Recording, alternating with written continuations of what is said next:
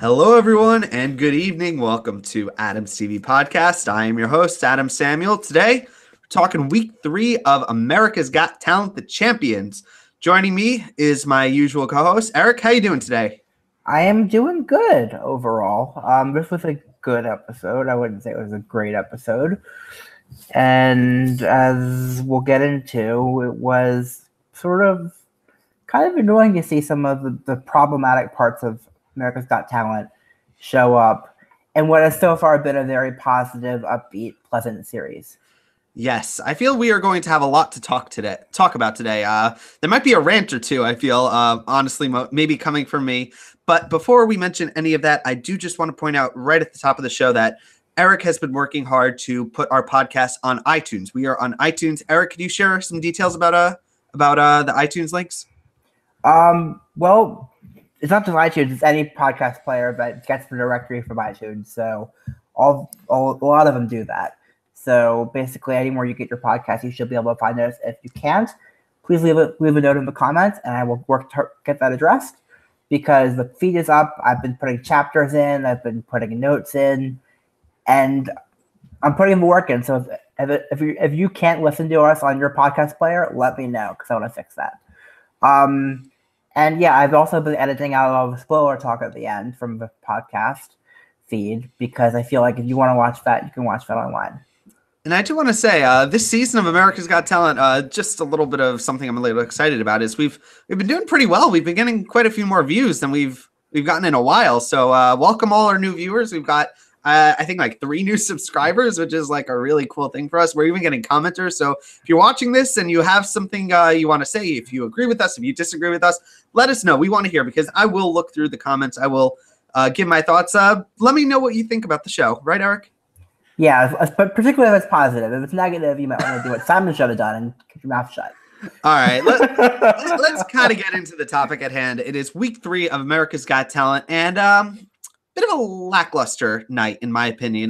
Do you agree, Eric? I tend to agree. This was the weakest night of the champion season so far. Yeah. I want to say there's a lot to complain about when you watch America's Got Talent, but I feel there are in the slush of what we get as viewers. There's usually some good stuff, and there's also some bad stuff. There was a lot more of the bad stuff this week. There was a lot of the awkward cutaways during a performance of Terry kind of going, "Wow, look how cool that was," or something along those lines. And it was a bit more evident to me than any other week. Was it the same for you? Well, I didn't really watch the judges that much. I watched for some of them. What I mostly watched was the actual performances, and yes, the cutaways were annoying for some of them, particularly for Angelica. For me, when it's a singer or when someone's singing a slow song, cutting to the judges talking and cutting to the host talking kind of pisses me off. But I don't like the cutting to the judges and host mid-performance. And the problem was Idol last season on the pre-taped rounds did the same thing. So it's not exclusively an America's Got Talent problem, but it is a problem. Yeah, that's why I love the live shows so much more. It's because Lionel's mic is not turned up. There's no slow motions of the judge going to it feels a little bit more real, the live shows, and this kind of felt a little bit manufactured. Well, that's what it was. Yeah. All right.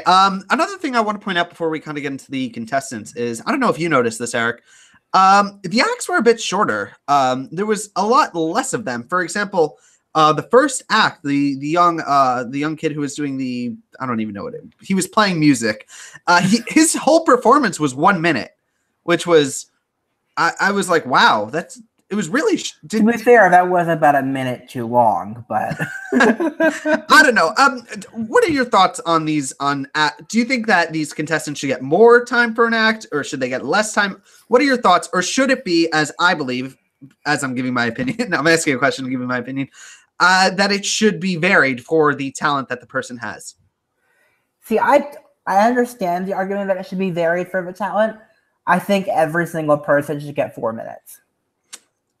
I feel like some acts sing the entire song, and if you sing less, that's fine. You can maximum of 4 minutes. You sing the whole song, you can do 4 minutes of stand-up, or you can do a trick in 4 minutes. I think 4 minutes is a good number. That's my thing. That would make it more fair. I just feel bad. I want more comedian time. Like that's the real problem. And magicians usually, those two acts are the ones that usually kind of get the shaft because it's harder to do a trick in that much time. America's Got Talent in particular, and Britain's Got Talent are more flexible, it seems. All right. That was just an observation of mine that I wanted to point out. Another thing I wanted to mention is going into this week, in past weeks, we've had kind of really stacked nights. We've had nights with Susan Boyle and these winners of other shows, like just a fully bloated, talent-filled week. This week kind of wasn't. I feel like there were a couple of acts that were brought back that I was going, why were you brought back? Why were you brought back? There were in a couple of situations, and most of them were warranted, but there were a couple that that just left me going, of all the people, like, why them? Did you kind of get those vibes, Eric? Yes, 100%. I'm just counting off. 3 people kind of fit into that category for me. But other things to mention just before. Oh, have you noticed? This is just something I'm noticing watching the show. During all the intro packages, if anyone didn't win, it's like kind of the end of the world for them. They kind of make not winning the show kind of be like the curtain drops and that's it. And I was just watching this going, why can't you be happy with getting second place? Like, that's a pretty cool for a second. Yeah, but I was thinking, like, why can't we be happy? Like, the show is like making anything but first place. It's like sent to the guillotine. Like. Yeah, I mean it's a little bit manipulated, but that's America's Got Talent for you. Yeah, that's. Yeah. Anyway, that's just some observation of mine. Like I said, I do have some beef with the show this week for one contestant in particular, which we will designate some time to in a few minutes. But let's kind of get into the first act of the night. His first name was AJ, right? Is that what he goes by? Am I correct? No, it's DJ Arch Jr. I thought he said AJ. I was listening to him and he says, I don't know. Maybe his name is Arch because Arch Jr. I don't know what his name is. All I know is that he won his show when he was 3 years old. Which is insane. Yes. Can you imagine, like, you're 3 years old, I've done everything, like I've won a talent show. First of all, when he's older, he's not even going to remember winning the show is the crazy part.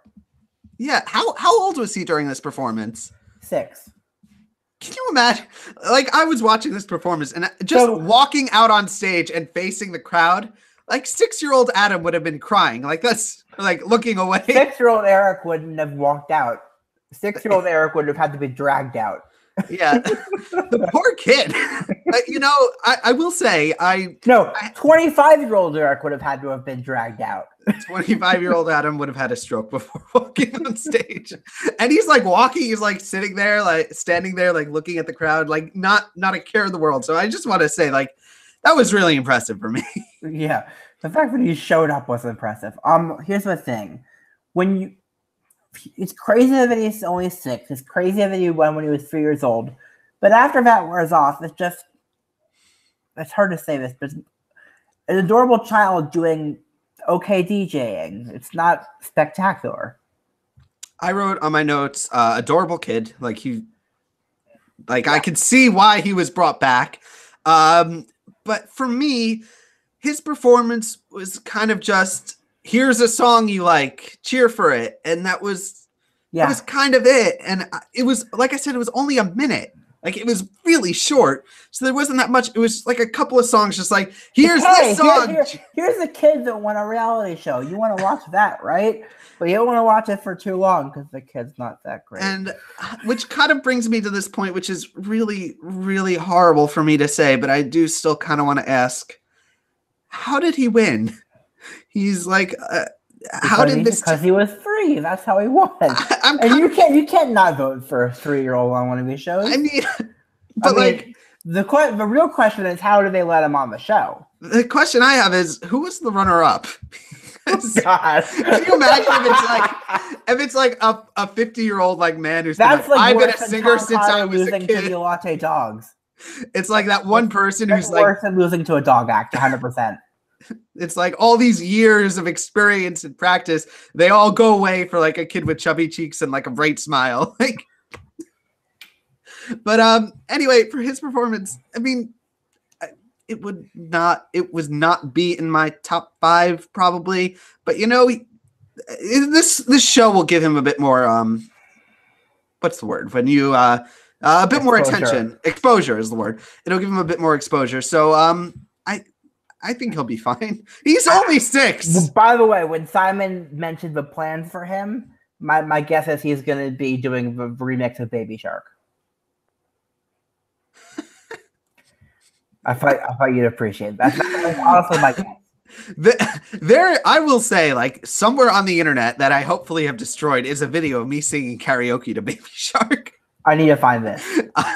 It happened over New Year's. Mission. It is my mission. It happened over New Year's, and it was a fun time. I was doing the footage of it. I think there was footage of it. It was shared. I think. But let's move on. Let's talk about our next contestant. You're shining me with footage afterwards. Next up, we have Darcy Oak. He is a magician. He was on Britain's Got Talent. I actually remember hearing about him because he was on YouTube, and his video kind of got really popular, and it was kind of showing up in my. You know those videos.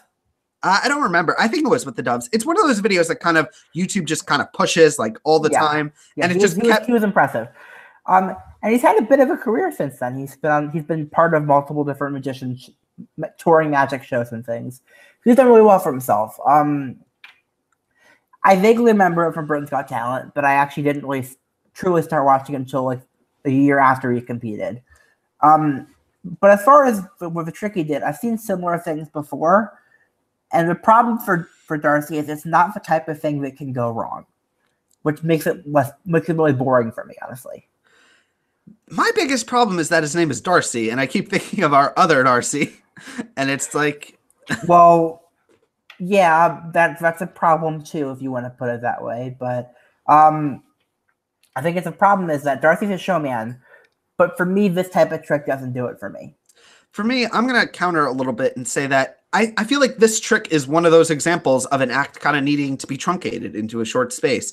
I think he's probably an act that needs an hour. Like, he needs something more. I feel like when these magicians kind of need to be shortened to this short time, if it's not like a Sacred Rihanna or whatever her name was performance where they give her like 8 minutes and they only have this short time, there's little that you can do. Like, what you have to do something impressive and you just don't have the time. I don't know. I feel like he's probably really popular though. Am I correct? Like, he's pretty damn popular. Yeah. I can imagine like him having a fan base. Like he does. I can see what like the appeal that a lot of people would have for him. He does really cool tricks. He seems like a cool dude, but in my opinion, the trick was kind of lackluster. It was kind of, it was one thing and it was this build up. And in the end, it was not that great. And it was probably really easy to figure out how it was done. Yeah, exactly. Question though, Eric, during the performance, he calls up someone to come on the stage and join him. Howie picks him. Was he a plant? I don't think so. I don't know. Poor guy, Doug, I think was his name. He was really lucky. I mean, he got to hold Heidi Klum's shoulder. Like, I will say the part where everyone in the audience raised their hands at once, that was staged. That was staged? That had to have been staged. Yeah, I can imagine there's probably a few people. Not everybody is ever that excited to go on stage with a musician. Maybe one person, maybe 2, maybe 5, 10, but not the entire audience.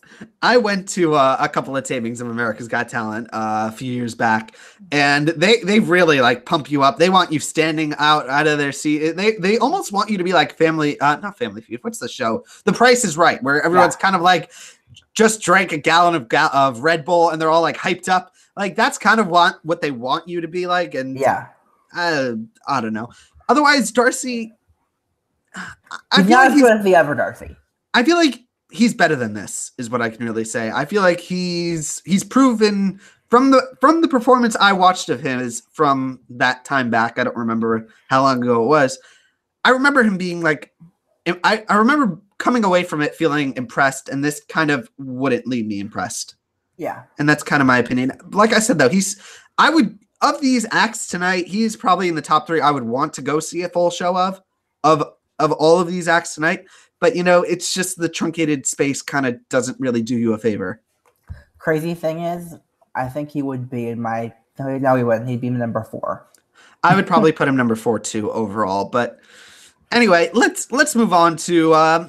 we're going to be talking about this contestant for a little bit. Really? It's Angelica Hale from season 12, the runner-up. She lost to Darcy. Right? She lost to the other Darcy. That was 2 years ago? Was that 2 years ago, 2017. That was...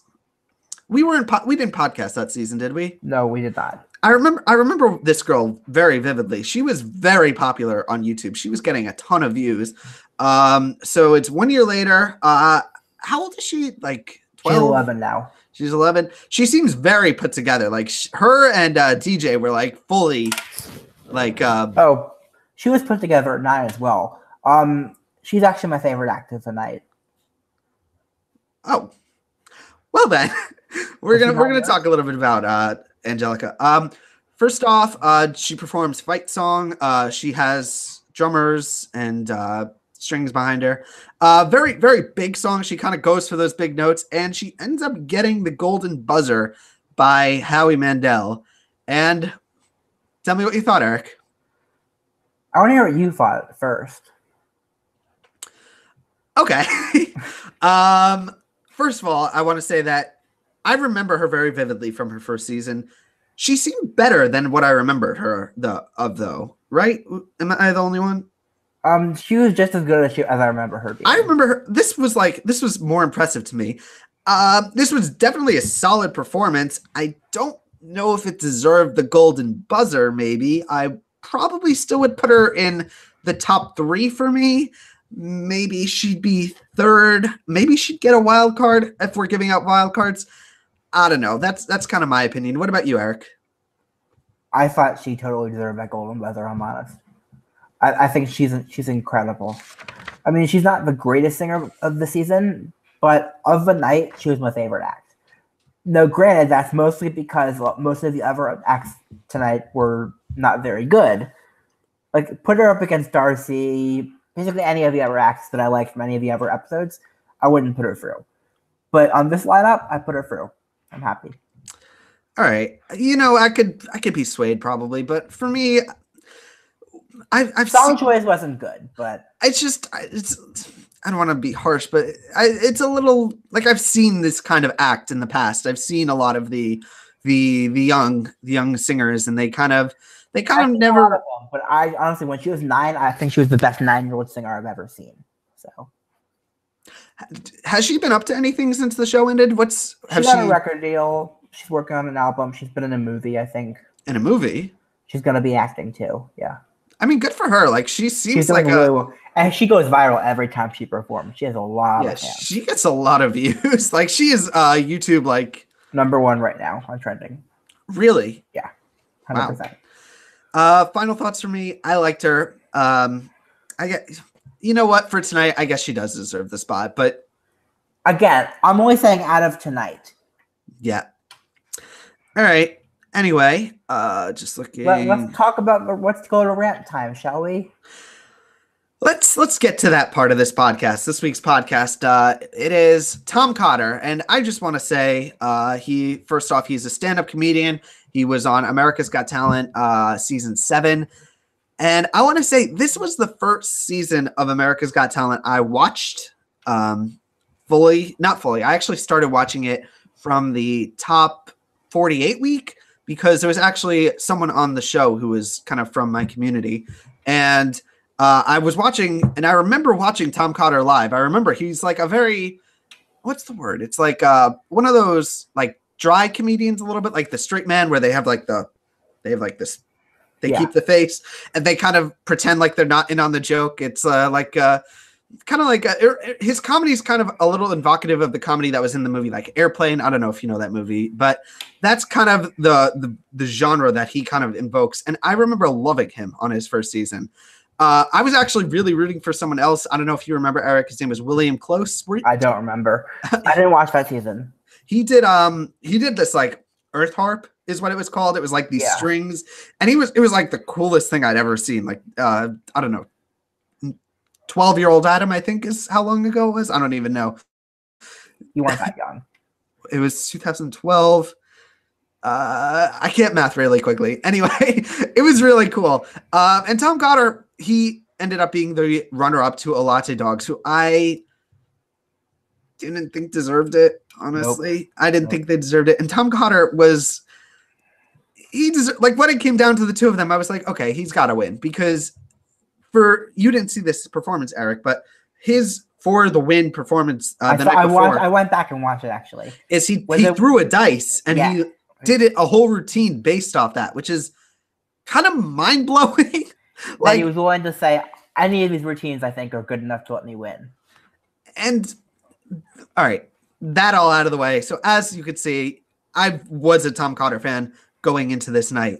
And he does his performance, and he starts off, first of all, bringing a dog on stage. Which I found hilarious. Which, by the way, I was like, it brought me back to watching him for the first time. I was like, I remember why I started rooting for you. Like, energize me now. Like, I'm excited. Like, you've got me hooked. Tell some jokes. And his jokes were, it was very self-deprecating, which is kind of his vibe. The routine was kind of, it wasn't as good as I think he's capable of, but it was still pretty good. I think he was probably the best comedian, in my opinion, so far on America's Got Talent, the Champions, which I think I'm gonna say that. I think, yeah. Considering the previous two were Vicky and Preacher, and I thought Tom definitely better than them. I think he was better than them. Well, stand-up comedian. I think Taylor.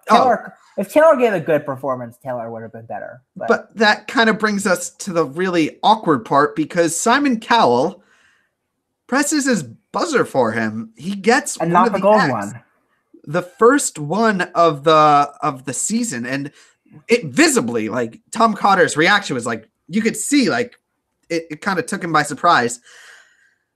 And this was pretty painful for me to watch, because as someone who has rooted for Tom Cotter and was such a big fan of his, first of all, the level of disrespect, honestly, I'm going to say, by Simon Cowell, because we mentioned this before, but I don't believe that the judges should have a buzzer on this season. This is called AGT the Champions. Agreed. I don't think they deserve it. This should not be like a kind of show where you're kind of trashing somebody. This is not the show for that. Even if the act isn't that great, you brought them on here.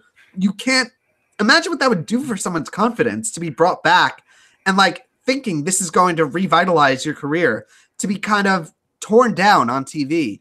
And I'm going to go on a little bit more, but first I want to hear your thoughts, Eric.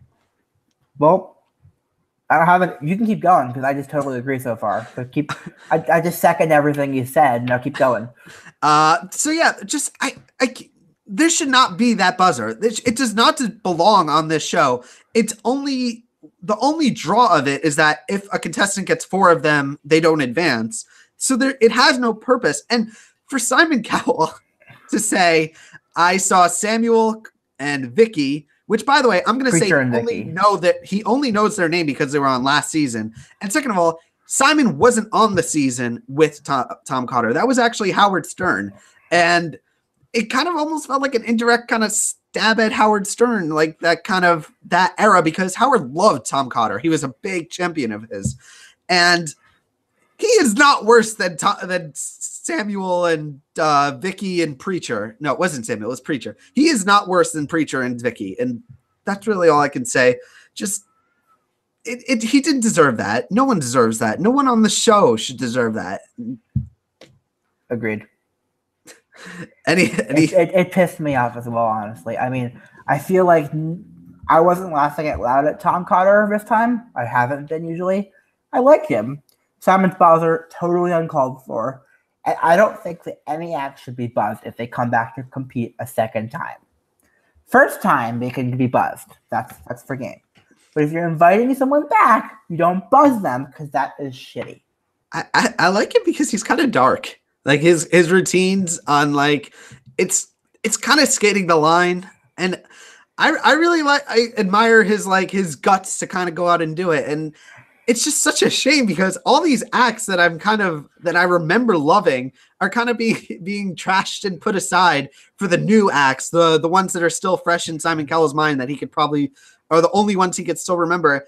And he shouldn't. I almost don't like that. This is the reason that I don't like why Simon Cowell, why the judging panel is made up of strictly America's Got Talent judges. I think it shouldn't be, because Simon's going to have his biases, whether he knows it or not. Everyone has their biases. I will admit, I was 100% biased to Tom Cotter. I was totally rooting for him.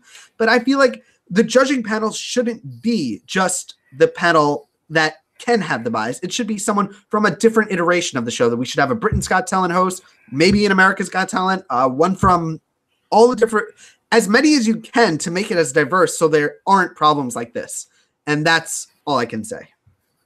Rant over. Okay, moving on. All right, let's talk about Prince Poppycock, who is the contestant from America's Got Talent who goes the furthest back of this episode.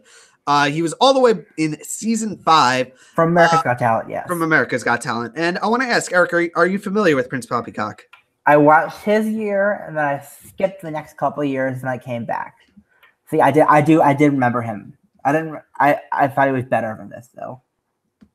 Yeah, so for tonight, he was performing Edge of Glory, which straight off the bat, what a weird song.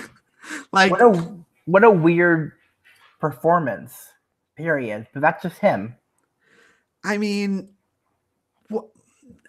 I kind of don't get why this song. Like, if a contestant's going to come back, like, it's not fair for the producers to kind of force a song on them. It just leaves such a bad taste in my mouth, because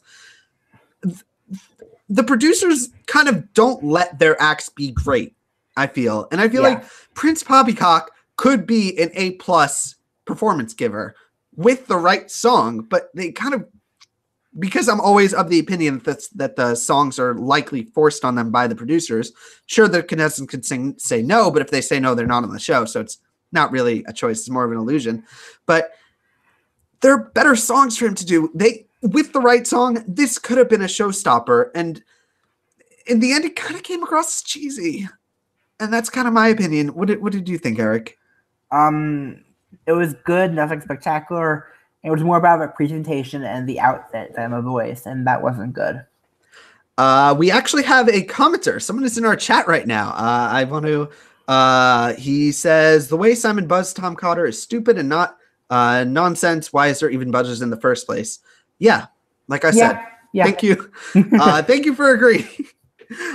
Anyway, let's kind of do you have any other notes for Prince Poppycock? Nope, I'm good. His was one of those cases that I was talking about before, where it was like, honestly, the crazy part about him is that what I remember more than him was the one comedian that year making a joke about him that was really stupid and funny. I remember it was a long joke. Never mind. Who was it? Do you remember? His name was Doogie Horner. Like I said, I only started watching the season. He was pretty funny, actually. All right, funnier than Tom, actually. I think much funnier than Tom. Anyway, like I said, I'm just kind of looking over my notes. It was this could have been better, and it kind of wasn't. Mm-hmm. Anyway, let's kind of keep going with.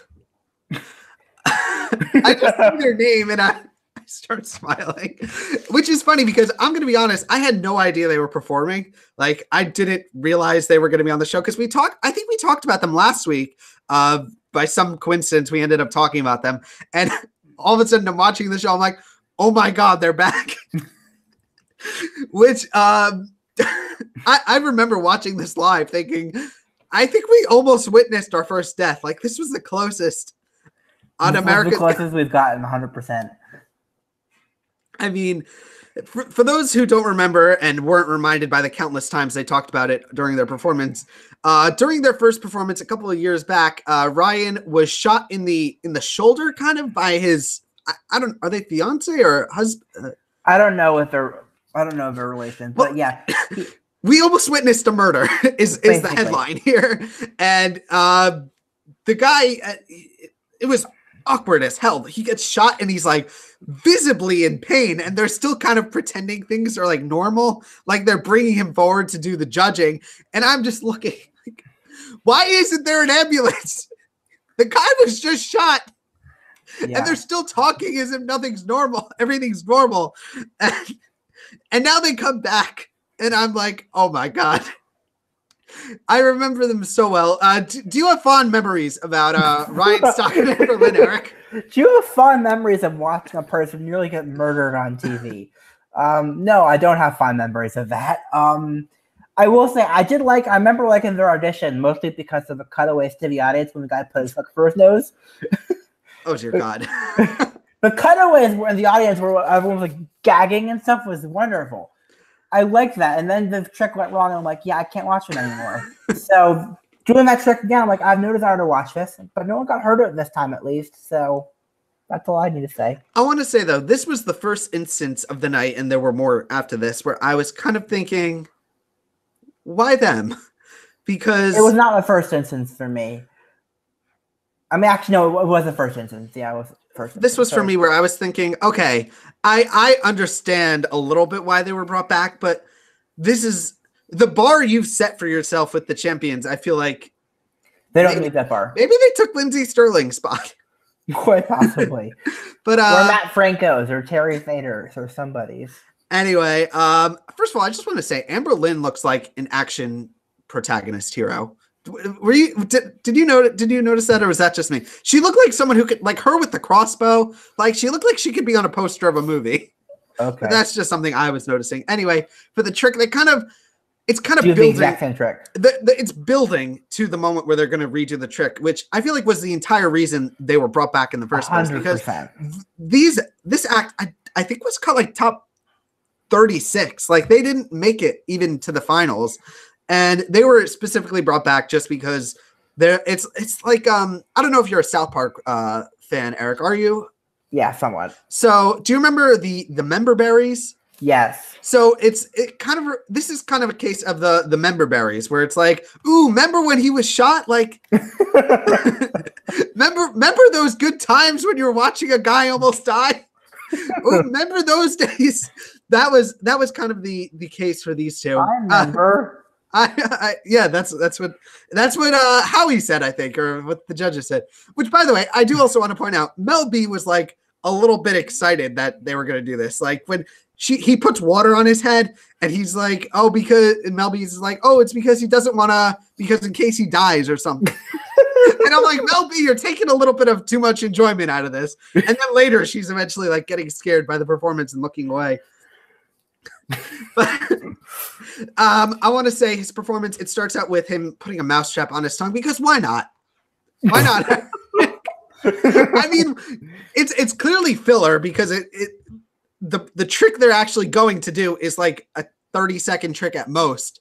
And this whole performance is kind of one of those, just why not? It's like two people, they're drinking and they're looking at each other and they're like, hey, what if you shot an arrow at my head?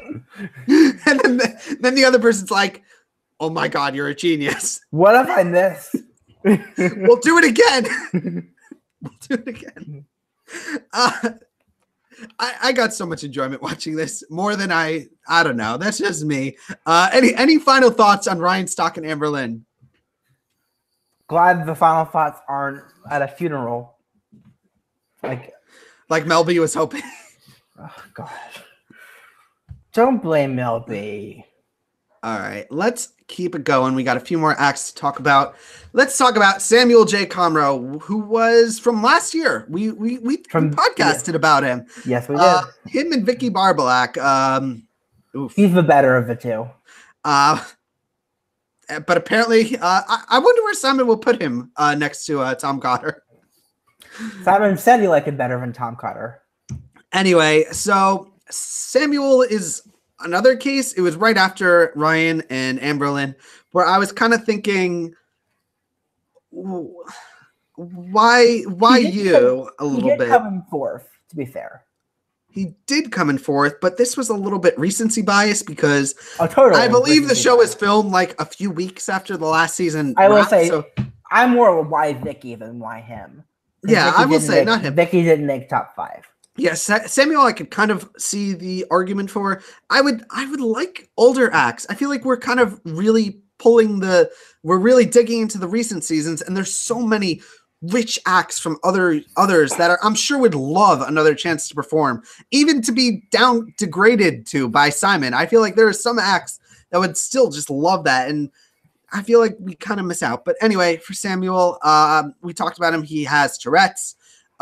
He has now had some success since the season, which was funny because they filmed this only a couple of weeks after the show wrapped, and he says he's booked for the next 2 years. So imagine how he's going to be after this week. Good for him. Good for him. I'm always happy when we get those kind of success stories.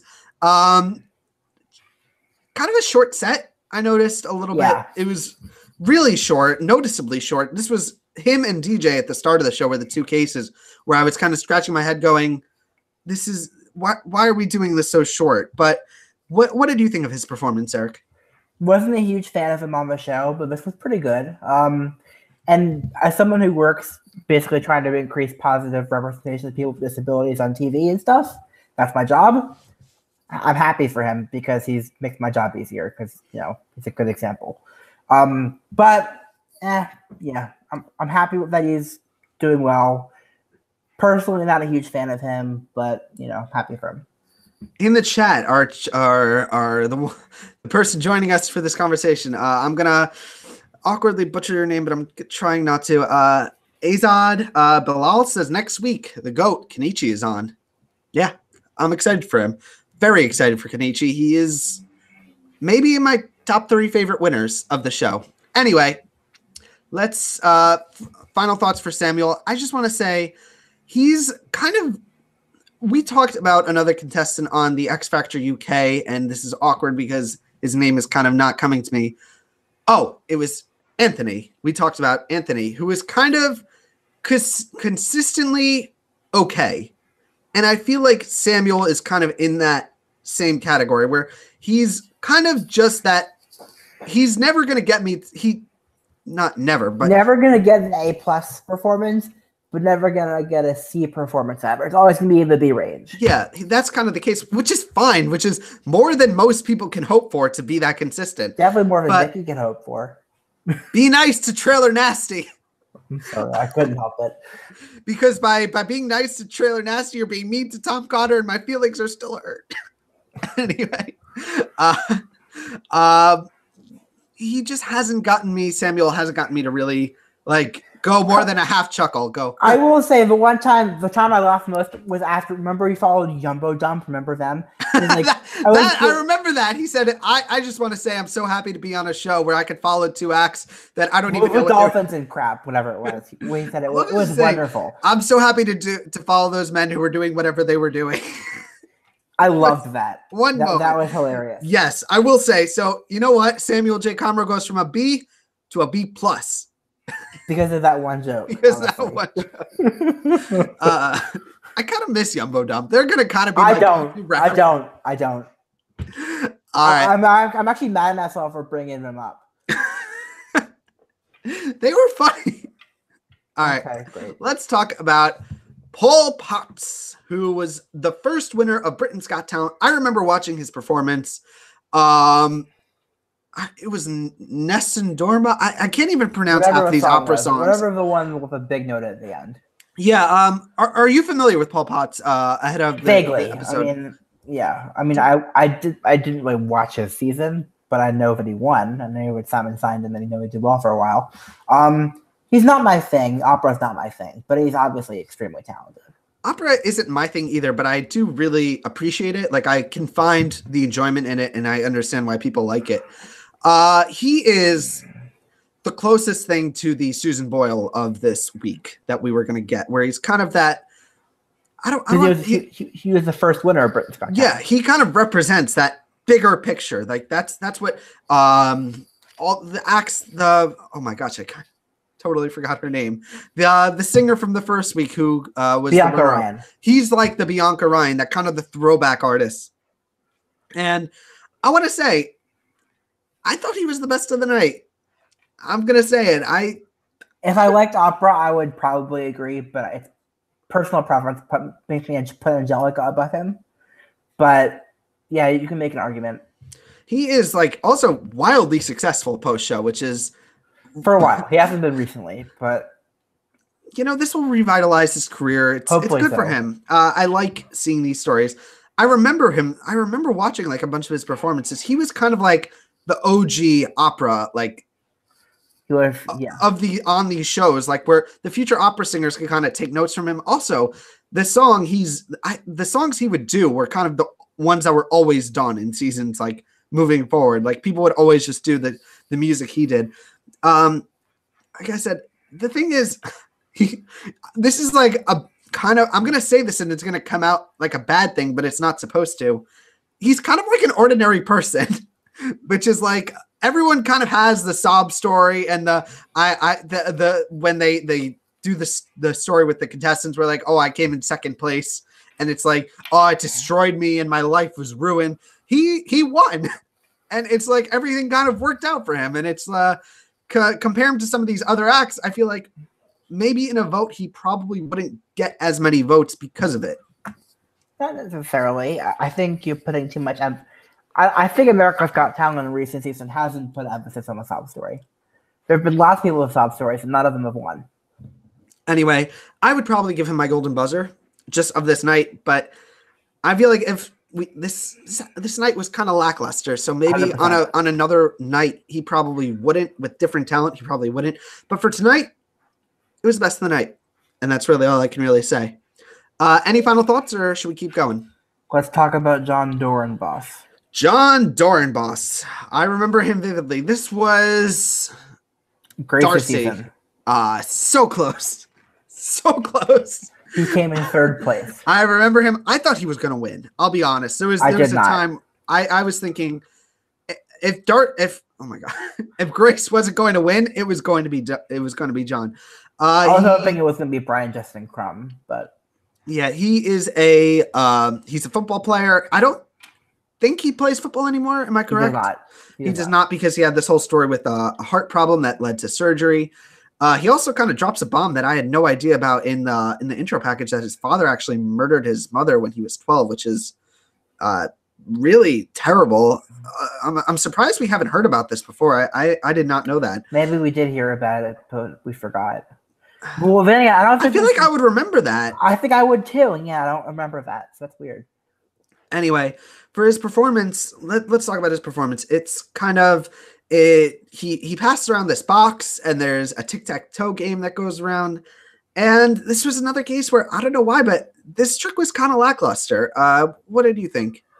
It's not the type of trick that I get excited about because, again, it's not the type of thing that can go wrong. Everything has been forced, and it's all been done. I probably, however, only because Paul is not my thing. He is my third place of the night by default. For me too. Because of his presentation. Because he's such a masterful showman. Even the trick wasn't great. I still like him, and I like him. I like his presence on stage. It's a low bar, but I would have put him in the top 3 and possibly put him through with Angelica. Over Paul? You would not put Paul through? Personal preference. Paul is probably the most talented of the 3. But personally, who I want to see again, I would say Angelica and John. Yeah, the trick was just like I mentioned this before in a previous podcast where we kind of need acts. This is terrible for me to say. We kind of need acts to kind of go wrong for these moments. No, we don't need right. acts to go wrong. We need an act that can go wrong. Yeah, this couldn't go wrong. It was just because like this. It's not nothing special. Like it's not a mind-blowing trick. It's not a trick that I'm gonna go away thinking that was amazing, because it wasn't for me. It was kind of okay, and I feel like magicians kind of need to be held to a higher standard than that. Yeah. Anyway, that's just my opinion. Let's move on to our final act of the night, who I have a lot of notes about. Do you, Eric? I have one sentence about them. It is Billy and Emily England, who are from England, I think, right? I think. They were on Britain's Got Talent. Am I correct? Yeah. So they are, I don't even know what to describe. They're roller skating daredevils, I guess is the term to describe them. They were finalists on season. What season were they on? Oh god, last season. They were on Darcy season. Darcy season. I want to say that this was another one of those acts where I was thinking, why them a little bit? Because 100%. I remember like them all of a sudden appearing a lot of times. Like they were on Britain's Got Talent, they get cut from it immediately, like right after, or on America's Got Talent, they get cut from America's Got Talent. They come back as a wild card, and now they're here on America's Got Talent, the champions. And I just want to say, Simon must absolutely love these people because he is the one who constantly keeps raving about them and bringing them back. They brought him back. The thing is also, this trick was kind of the exact same thing that I remember them doing the last time. Can I give my one sentence and then let you go? Go ahead. My one sentence is they did the exact same thing the last time, and it was cool to see once, but it's gotten repetitive. Yeah, Simon, I just feel like he has like I don't want to use like inappropriate language, but he's just like obsessed with them. Like to like I don't know, I don't see the appeal is what I'm saying. Like this is not a show where I can watch for an hour. Like this is I can watch it once for 3 minutes and that's about it. And I already watched it once for 3 minutes. So I don't need to watch it again. I don't know why they keep getting brought back is what I'm saying. I was fine after the Britain's Got Talent performance, but they came back from America's Got Talent. They got cut. And I feel like Simon's like, no, they didn't get to do the beard trick. We got to bring them back for the beard trick. So they bring them back as a wild card. They do the beard trick. They still get cut. And now they bring them back to do the beard trick again. And I'm like, we didn't like them. They weren't voted on any of these shows. I don't know why they're here. You're gonna watch them whether you want to vote for them or not. Anyway, that is my opinion on that. My rant is over. Let's get to the results. So Angelica Hale gets the golden buzzer, and Paul Potts is moving on based on the superfan vote. Just beating out Billy and Emily England, which what? John Dorenbos got third. John Dorenbos. What do you make of these results? Did they get it right? The two that made it through, you can make an argument they should have made it through. I think they were the right two to make it through. But I wish they didn't stack all the other shows so much and spread out the talent so that neither of these two would make it through. Because neither of them should have made it through out of 50. I'm just a link, I'm just scrolling and I saw this link. Do you remember the guy who was a butterfly? Yes, what happened? Why did they bring him back? Why didn't they bring him back? Why can't they bring him back?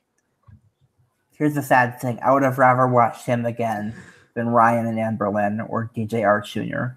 No, be nice to Ryan and Anne Boleyn. I like what they bring to the table. Well, I'll you say be nice to them and don't be nice to the 6-year-old. You monster. Anyway. I want to say I guess they got it right. I would maybe argue with it. I would give the golden buzzer to Paul, put Angela through on the other vote. I think Paul deserved it a little bit more, but this week was kind of a little bit lackluster, and I'm most excited for next week because hopefully we get to see some Kenichi and I'm excited for Brian Justin Crumb. I'm really excited to see him again. That's next week. Voice guy. Yeah, there's a lot of talent to look forward to next week. I don't know why we kind of had to have this dud week right here. Like what the talent could have been switched up a bit. I would have probably though bounced both of these acts for Bianca, honestly. I would have as well. Which is kind of crazy to say. But anyway, that's kind of our show. Do you have any final thoughts before we head up to the wrap-up section? Let's go to the wrap-up. All right, so for our viewers, you can find me on Twitter at Adam Soapbox. I run my two websites, adamsoapbox.com, adamcvblog.com. If you want to support the channel, you can find us on iTunes. We are on YouTube, which is probably most likely where you're hearing about this, in which case, go check us out on iTunes. Where else can we find the podcast, Eric?